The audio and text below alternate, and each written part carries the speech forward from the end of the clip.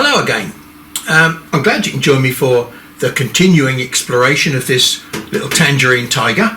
Last time we reached a sort of a slightly disappointing conclusion that maybe this machine might not be able to do what I call proper photograph engraving. Now I think for the benefit of those people that have not been following my previous session in great detail, I really ought to explain what proper photo engraving is in my terms. I have transposed this picture into a resolution that should suit this machine. It's 254 pixels per inch, which means that every pixel in that picture is 0.1 of a millimetre square. Let's just go and have a look somewhere nice and contrasty, and I'll show you what I mean. And there we go. Look, we zoom in on her eye and you can clearly see the square pixels.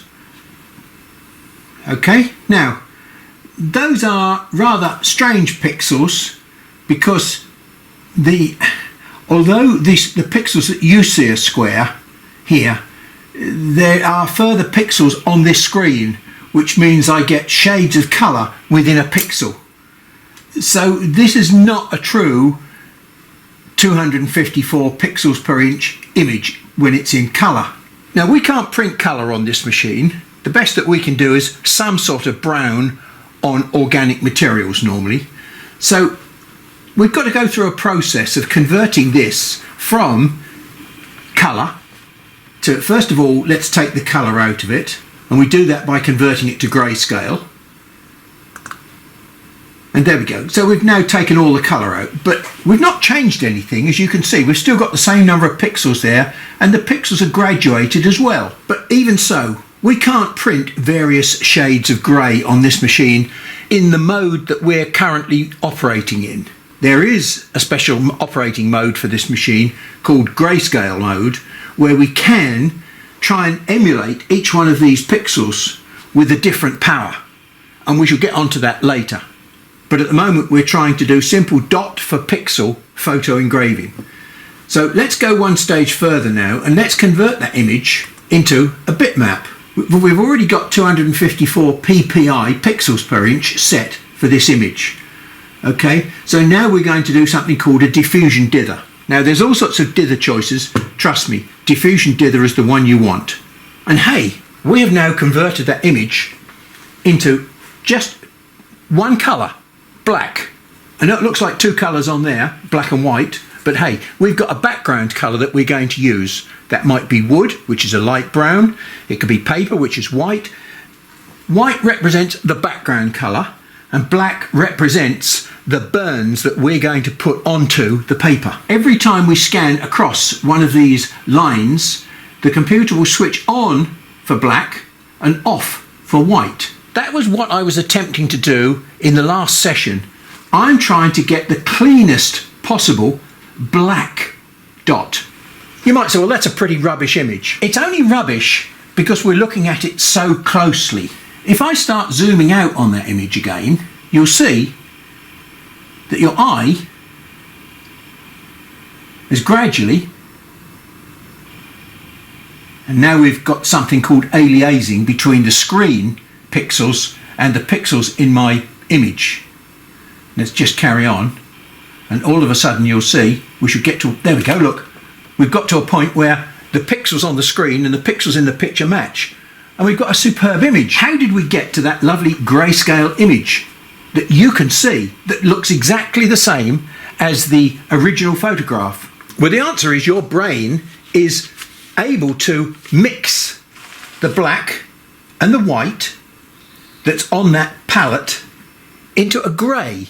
It's doing it for you. You cannot see the black dots or the white dots, but what you see is an average of, look, this density here and this density here is completely different. When you can't see the dots at this sort of detail, your brain is actually creating its own mixing of these black and white ratios and creating its own little grayscale picture. This process is nothing to do with laser machines. This process was developed for the black and white ink printing industry. We've hijacked it and are trying to use it for our laser machines. But it doesn't mean to say we can change the rules. Basically what we're trying to do is to produce one dot equals one black pixel. And if we mess around with the ratio of black and white, we're going to mess around with the quality or the colour grading on the picture itself. This area here relies on the ratio of black and white to create the grey that you see in the image. Here we've got a single black pixel adjoined to another single black pixel adjoined to another one. Now, if I make that pixel wider than what's on the screen, I lose the white. And if I lose the white, I lose the ratio of black to white. So I'm not going to get a true representation of this image if I start making more black in the picture than white. So here we've got some of those pixels that we've just been talking about, and the ratio between the pixels is exactly the same as that on the picture. That's one pixel, that's a pixel space, a pixel space, pixel space. So we've got 0.1 pixels and 0.1 gaps. Okay, now our eye relies on mixing the ratio between the white and the black of the pixel, or the colour of the pixel. Now these pixels will be black, all right, but I've left them white for the purpose of clarity on here. When the controller comes along and says, okay, the machine laser off, laser off, laser off, laser off, at that point there, it will switch the laser on, because this is a black pixel, and black means switch the tube on. So it will switch the tube on, and then it will come to white and says switch off. And switch on, switch off, switch on, etc. Now, the problem is, it is switching the tube on there. We've got a beam which is a certain diameter, and that beam will produce a line like that. Now that's fine while we've got a line, but if we've got a 0.1 beam and a 0.1 pixel, when we switch the beam on, the beam will switch on like that, and when we switch off at this end, it'll switch off like this. So we have not got a pixel's worth of burn. We've actually got 2 pixels worth of burn, because we've got half a pixel hanging out the end, each end, and so this half a pixel here, and this half a pixel here, and this half a pixel here, and this half a pixel here, look, they will join up like this, and we've got virtually no white between our pixels. The laser tube is doing exactly what it's been told to do, switch on and switch off, and because it is so good and rapid at switching on and off, this is an insoluble problem, it would appear, unless we could find a way of doing that. So if we could switch the beam on for a very, very short period of time, say for instance one of those, we should get slightly elongated. The relationship between the pixel and the gap is going to be maintained. So we attempted that last time. There wasn't sufficient power in that very short duration, which was about 20 microseconds, to produce a good enough single dot. So in frustration, I said, right, forget the rules. Let's just go and do some blind guessing.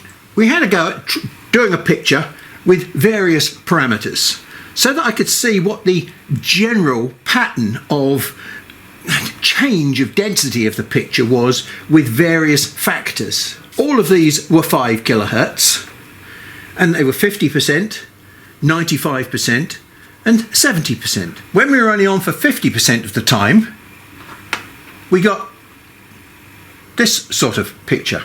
When we were on for 95%, say 100%, we're into this sort of pattern here, where we've got the power on for the whole length of the pixel. Then we got this image. 70%, well, it's a little lighter. Okay, so then we changed the frequency.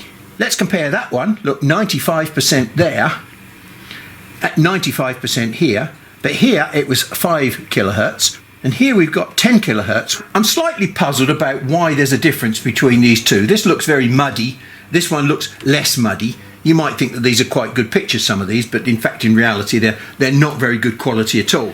Now, in trying to unravel what's going on between these two pictures, the only way we can find that out is to look at how the power is being commanded to hit the paper. So here's the signal that's driving our 5 kilohertz picture.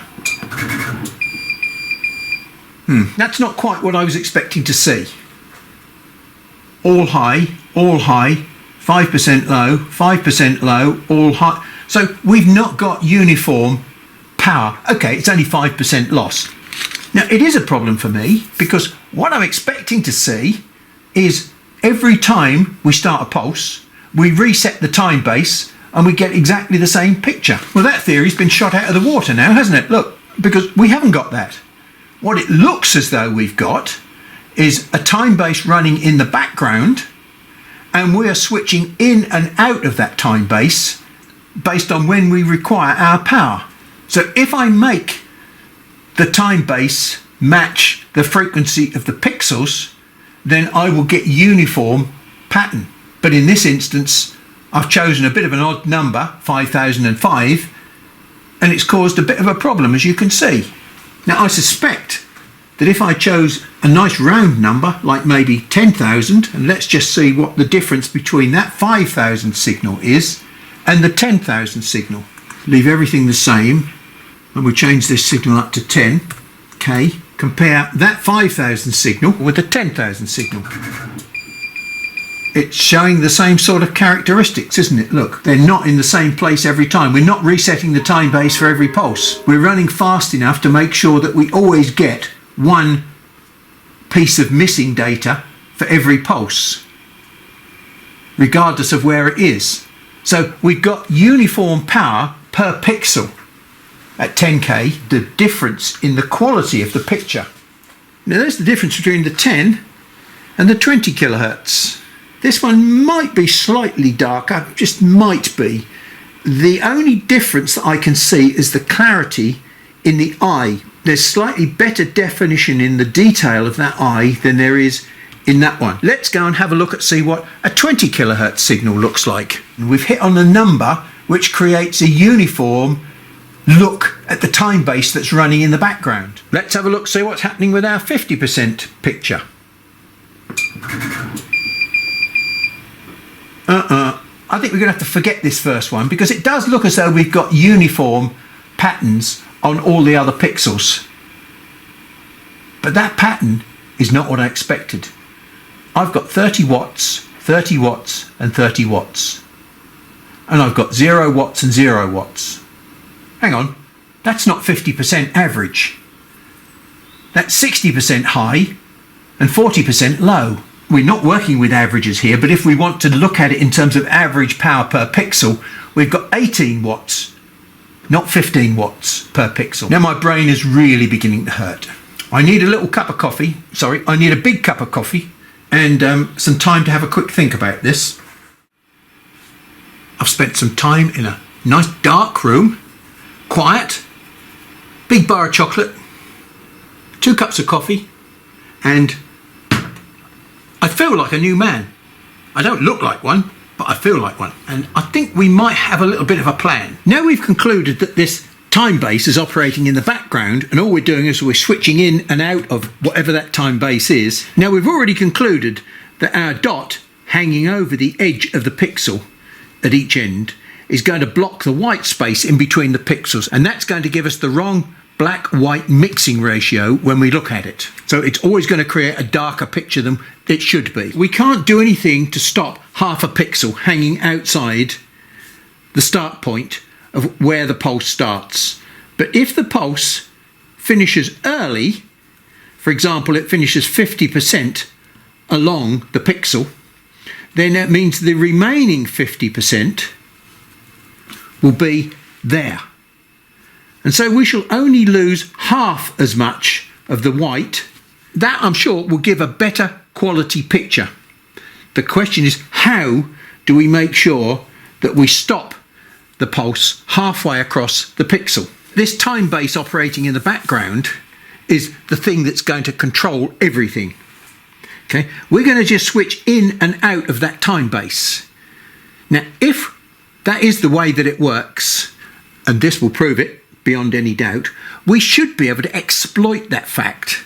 So here we've got the situation where we've got 50-50, 50% high, 50% low, but the pulse rate is such that we've got 3 high and 2 low. What we've got to do, we've got to fiddle with this frequency now so that we get something that looks like this, where that there represents 0.1 of a millimetre for whatever speed we're running. So this frequency is speed related. That's why we need our calculation. Let's see if we can hunt for that magic number. A positive pulse distance of 0.05 and a pitch of 0.1. So I think we're stuck with having 50%. I'm going to push this up now to 1,000 millimetres a second and see what that does. Wow, how about that? Magic number just appeared. Look, 0.05, which means we get 1 pulse high, 1 pulse low, and 0.1, which means we get a pixel, a gap, a pixel, a gap. 50%, 50%, 1,000, 1,000, 10 kilohertz. We have got exactly what I expected. We've got 1/3 high and 2/3 low. So what we've got half a pixel high, half a pixel low, 1 complete pixel low, and then half a pixel high. So this is working exactly as I'm expecting. Let me go back and explain what I'm trying to do now. So we've been able to achieve now half a dot outside the pixel, a scan line of half a pixel now, so that now when we do the next pixel, like this, we've got a gap of half a pixel between the pixels. Now, that's not still the correct ratio, but it should give us a much better quality picture than we're seeing here. Before I go and do that, look what I've got here.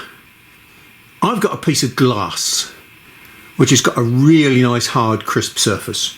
We're actually going to try those settings on a piece of glass and see what they come out like under the microscope, because this should give us a fairly clear impression of whether or not we've got the right sort of pulses. I think we've got a result this time. Give or take a little bit, we've got a 0.1 dot and a 0.1 gap.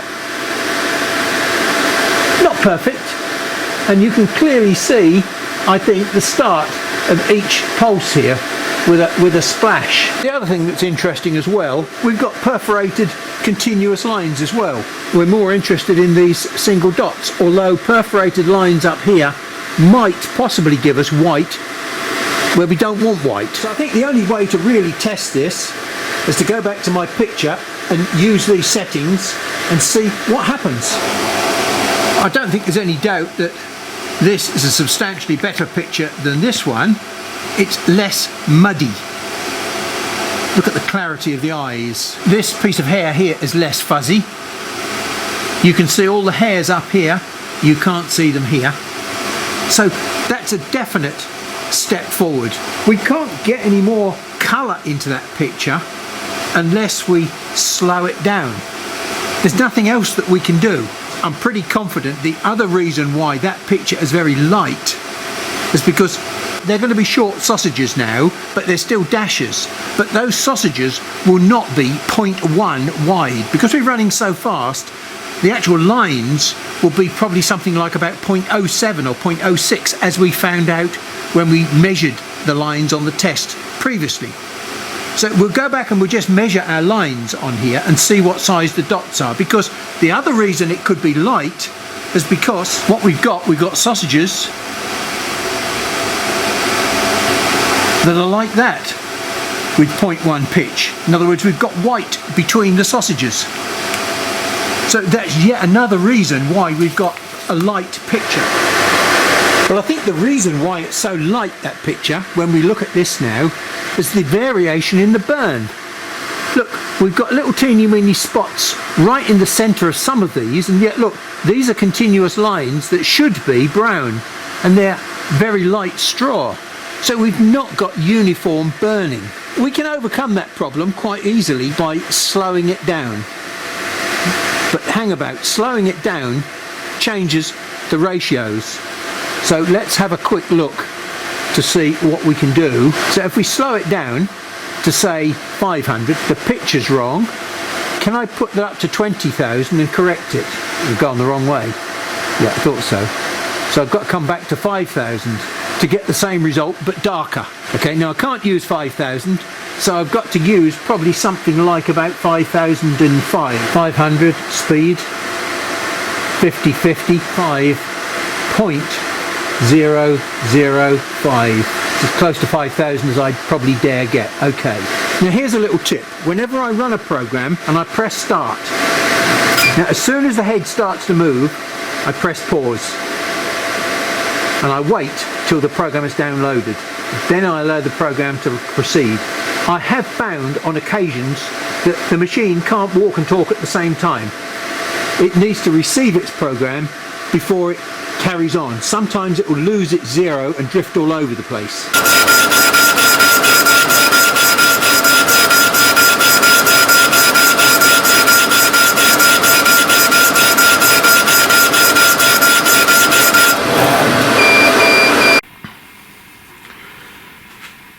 Well, I think the point is well proven here. Look, 5 kilohertz, 5 kilohertz, 800 millimeters a second, 500 millimeters a second. So this should be substantially darker than that one. But then again, this one is only 50% and this one's 95%. But look at the difference in the quality of the picture. I mean, the quickest and easiest way is to just look at the eyes, the detail in the eyes. The subtleness of this shadow down here, it's not existing. The face is blotchy. It's not overburnt, whereas I'd say that this, to be honest, is probably, if I give this a bit of a rub here, look, slightly overburnt, which means the pixels are overlapping. Just here. Not too bad, but definitely down here in this dark area. So we've still got a bit too much power there. So that gives us the possibility of maybe going up to maybe 700 millimeters a second, lighten it a little bit. We've got no other way of playing with this picture now except speed. As we said right from the beginning, there are very serious limitations on what we can do. There are very complicated combinations of things that affect the quality of this picture. The most important one is the one that nobody ever talks about, which is this, pixel overlap. While I was in my dark room consuming cups of coffee and enjoying bars of chocolate, or a bar of chocolate, sorry, I had another thought, which I've got to experiment with, that involves messing around with the picture itself. So here we are in Photoshop with the original image, which is 300 pixels per inch, 52 centimeters, half a meter wide, and 78 tall. So we're going to take this picture and we're going to adapt it. Now at the moment, if I was to zoom in on this picture, you can hardly see the pixels here.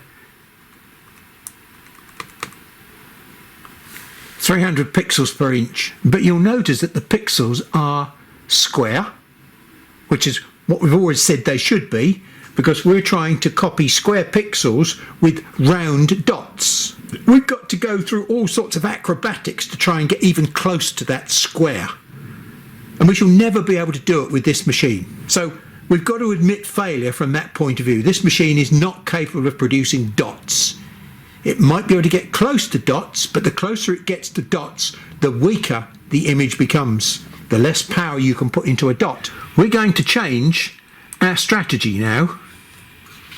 We're going to create a new picture, File, New, and this time we're going to set the width to millimeters, 100 millimeters, 130 tall, but this time we're going to have 254 pixels, which is the 0.1 pitch between the lines and across, so they're square pixels. But now, look here, it says it, pixel aspect ratio, square. Now this is something I've never played with before because I've never needed to. But I did remember that there was something here which might possibly help me with my problem. We've got all sorts of options here we can play with. Look, from 1 all the way up to 2. So let's try this one here, the extreme to start with. 2 to 1. Okay. So now I'm going to pick up my image from here and I'm going to drag it across into here. And there's my image. Hold down the shift key and shrink it to the approximate size that I want. Okay, so I can't because the ratio is wrong. Maybe I ought to start off with a different ratio then, I don't know. So we start again and we'll try and correct for it from the start. So we go new, and this time we'll, instead of having 100, we'll put it in at 50. So that looks to be about the right aspect ratio now. So if we drag this picture across into here, Control minus, and drag a corner,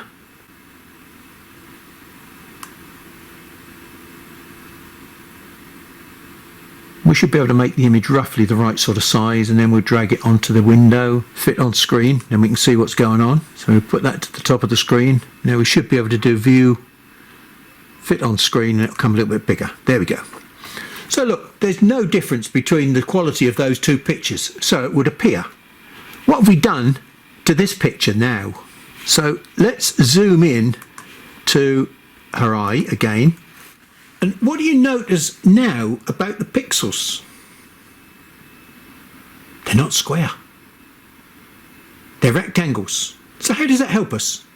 Are you ahead of me? Without doing anything to the image at all, we'll just change this to grayscale, which we have to do first, and then we'll go Image, Mode, Bitmap. The bitmap should already be 254, which it is, 0.1 pixels per inch. Now look what we've done. We've no longer got square pixels. Now how does that help me?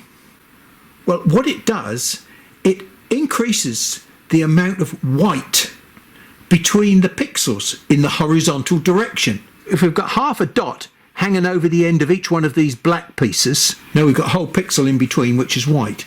Now has that changed the relationship? Well, it must have done, because we're no longer blocking out all of the white with our pixel overlap, and we should be able to get even better than that if we can use the same trick and technique that we've just demonstrated of setting it up in such a way that we only use half a pixel. So we should be able to improve the contrast ratio, or the mixing black to white ratio, even better. Okay, let's see how that comes into RDWorks.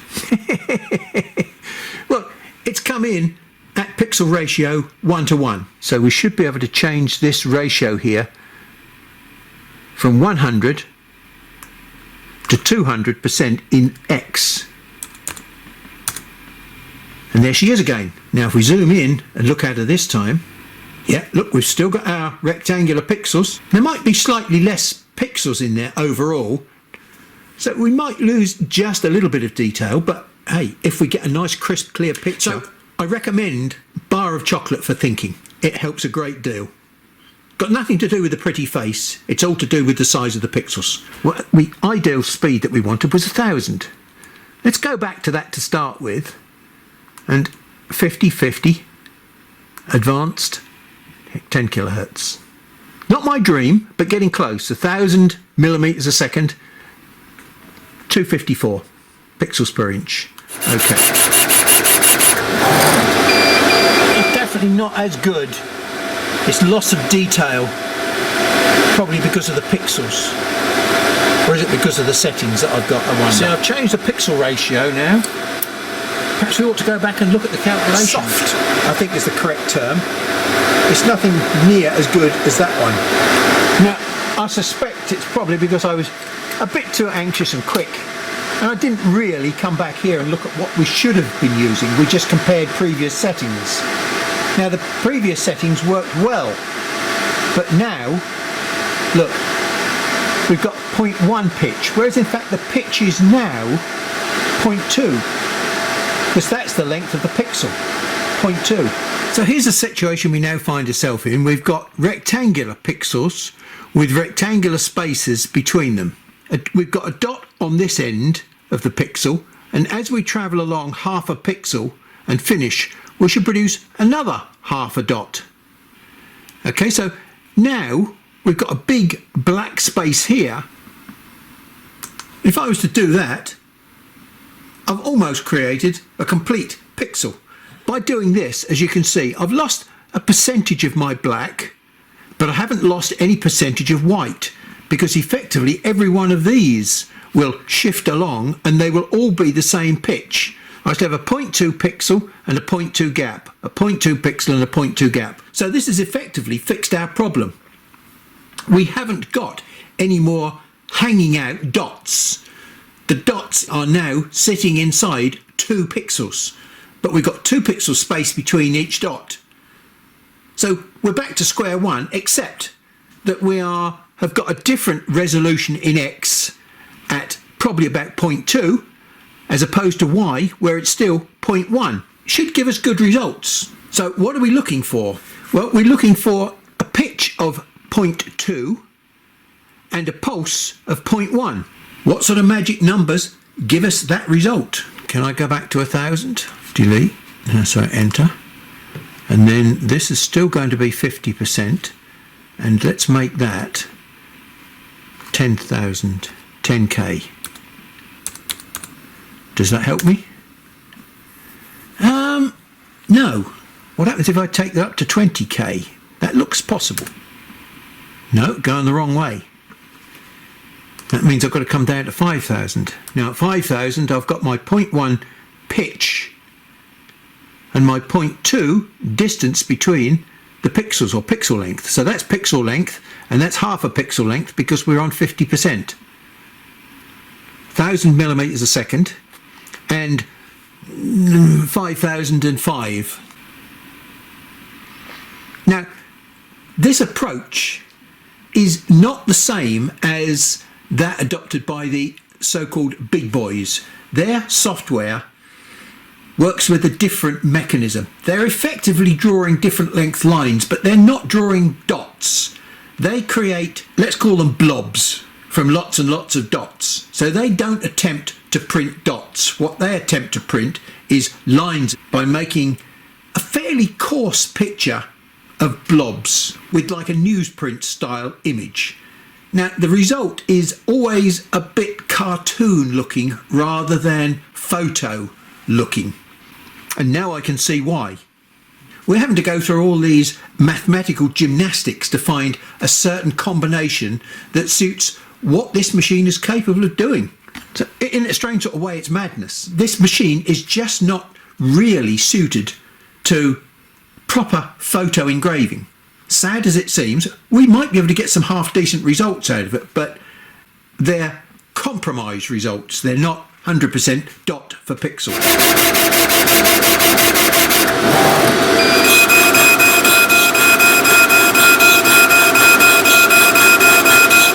Right, well, with this picture, we're going out of the so-called comfort zone for the machine.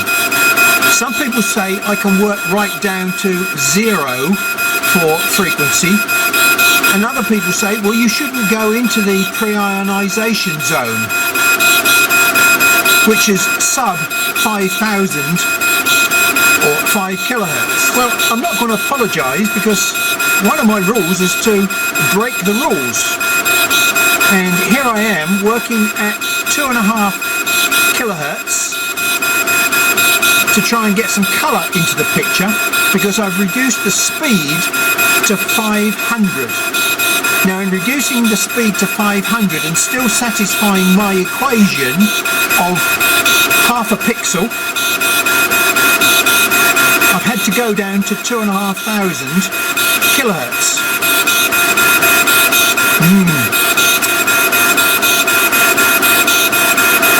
Seems as though I'm going to get rubbish, doesn't it? I should have listened to all those people.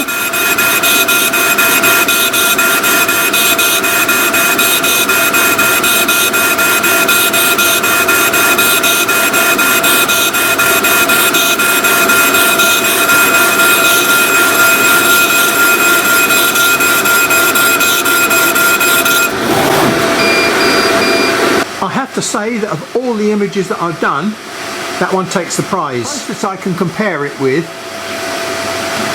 I mean, there's nothing on my original sheet that comes anywhere near. Some of my earlier attempts today, no, that's the closest one.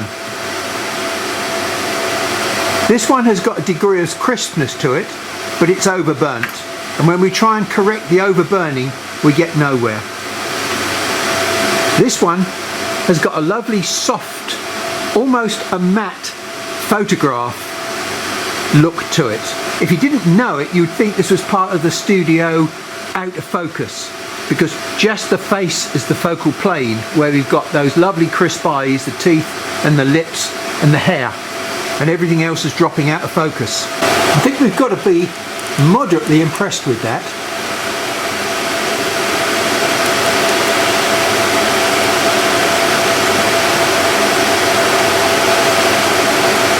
I would say that comes 90% or more as good as I could do on the glass tube laser. So yeah, I'm pretty pleased, but having said that, I had to run at 500mm a second, which is nowhere near my target. So I think we've got a little bit more work to do, but it does show potential promise. We've found some wiggle room and some techniques that we could possibly use to get some half decent photos off of this machine. Now, whether we can do it for other materials, we might have to investigate that next time and see what other tricks we can pull, and hope that this has been an interesting session for you. It's just another stepping stone to understanding what this machine can do. So until the next session, thanks for your time, and I'll catch up with you then.